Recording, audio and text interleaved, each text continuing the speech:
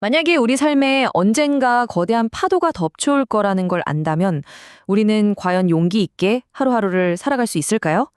오늘 함께 들여다볼 이야기는요, 바로 이 질문에 대한 아주 깊이 있는 대답을 우리에게 들려줍니다. 사실 우리 삶이라는 게 그렇잖아요.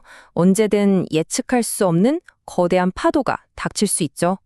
도저히 피할 수 없는 재난 앞에서 우리는 어떻게 용기를 잃지 않을 수 있을까요?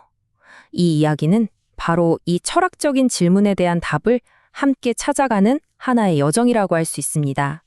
자, 그 답을 찾아서 먼저 이야기의 가장 중심에 있는 두 소년, 그리고 이 소년들이 살고 있는 너무나 다른 이 두 세계로 한번 들어가 보겠습니다. 이야기의 주인공은 두 소년입니다. 한 명은 산에 사는 키노, 그리고 다른 한 명은 바닷가에 사는 지아죠. 키노한테 바다는 그저 아름다운 풍경일 뿐이에요. 그런데 친구 지아는 어떨까요?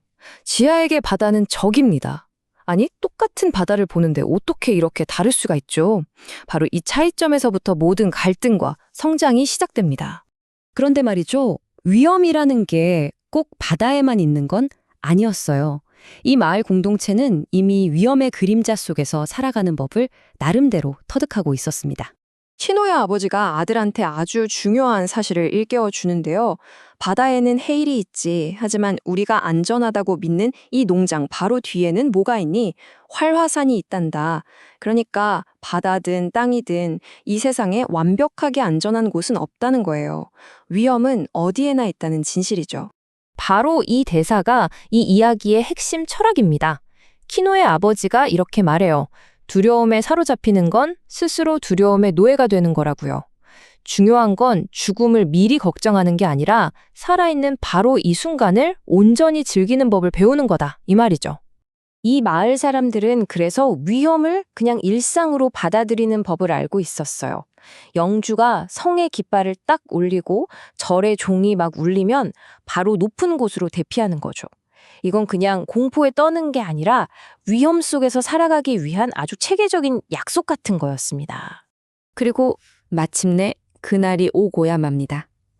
인간의 모든 대비와 철학을 한순간에 시험에 들게 하는 바다가 그야말로 분뇨하는 그날이 말이죠. 재난의 징조는 전면 숨 쉴 틈도 없이 이어집니다. 아침에는 화산이 터져서 하늘이 온통 붉게 물들고 정오에는 경고 깃발이 올라가요.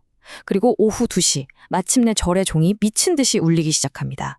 그리고 가장 불길한 신호. 바닷물이 해안에서 믿을 수 없을 만큼 멀리, 정말 끝도 없이 물러서는 겁니다. 거대한 파도가 오고 있었던 거죠.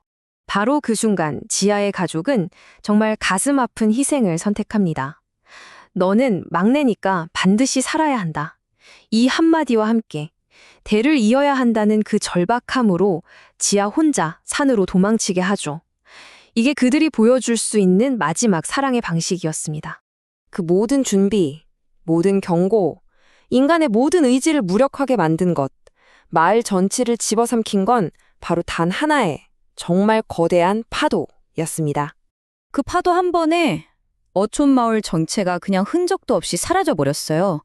집, 배, 나무, 사람들, 모든 것이요.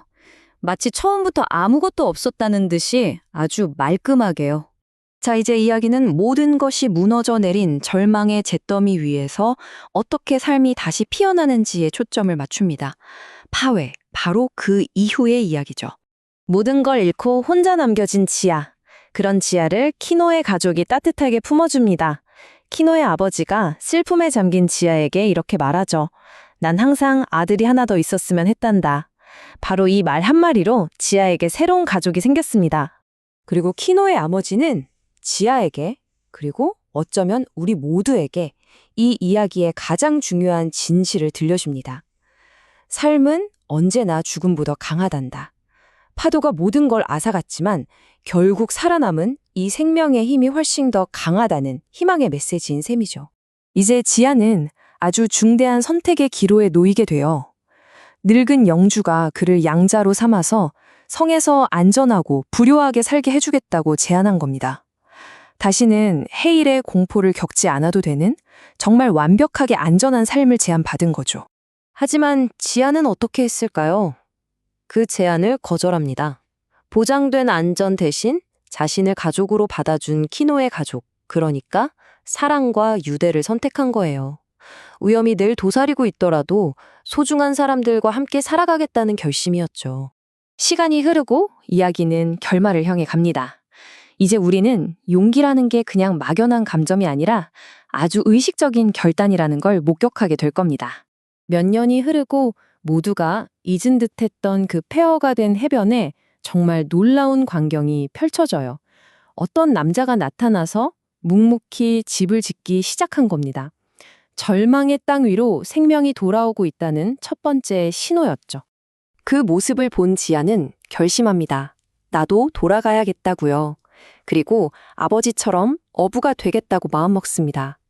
이건 단순히 위험을 감수하는 걸 넘어서 자신의 뿌리와 정체성을 다시 껴안는 그런 행위였어요. 지아는 그 해변에 직접 자신의 집을 짓고 키노의 여동생 세츠와 결혼하기로 합니다. 그러니까 단순히 건물을 다시 짓는 게 아니라 모든 걸 잃었던 그 땅 위에 새로운 삶과 미래, 그리고 희망을 건설하고 있는 거죠. 그리고 바로 여기서 정말 가장 상징적인 장면이 나옵니다. 옛 마을의 집들은 모두 두려움에 바다를 등지고 있었거든요. 그런데 지아는 바다를 정면으로 마주보는 창문을 냅니다. 더 이상 위험에 등을 돌리지 않고 그것을 똑바로 바라보며 살아가겠다는 정말 용기 있는 선언이 생깁니다. 마침내 지아는 이렇게 선언합니다. 나는 준비를 마쳤어. 맞설 것이다. 두렵지 않아. 끔찍한 트라우마를 겪었던 한 소년이 두려움을 극복하고 마침내 자기 삶의 주인이 되는 정말 감동적인 성장의 마침표라고 할 수 있겠죠. 결국 이 이야기는 우리에게 위험이란 삶의 일부라는 걸 다시 한번 일깨워줍니다.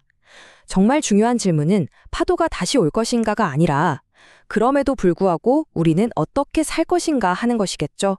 여러분은 여러분의 삶에 닥쳐올지 모를 파도 앞에서 어떻게 살아가시겠습니까?